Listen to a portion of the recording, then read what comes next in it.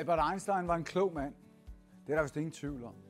Så når nu vi ved, at han har omtalt rentes rente som den stærkeste kraft i hele universet og verdens 8. vidunder, så bliver vi nødt til at tage det alvorligt.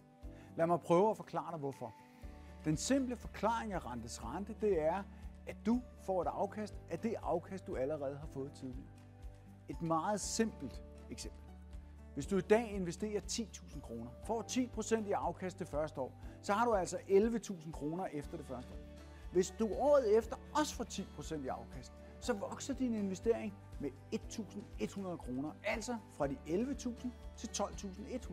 Efter 25 år er de 10.000, vi startede med i dag, vokset til over 100.000 i det her simple eksempel. Alt andet lige, så vokser pengene populært sagt af sig selv, når først de er investeret. Det svarer til, at vi starter med en lille bitte snebold, som vi ruller i sneen, så bliver den større og større og større, for hver gang den bliver rullet. Så kort sagt, så gør rentes rente, at værdien af dine penge øges hurtigere og hurtigere, helt af sig selv. Einstein, han havde altså fat på noget. Hvis du synes, det lyder som en god idé, så vil jeg anbefale, at du tager en snak med din rådgiver, fordi så sikrer du dig, at du får en løsning, som passer til dig og til dine behov. Held og lykke med dine investeringer.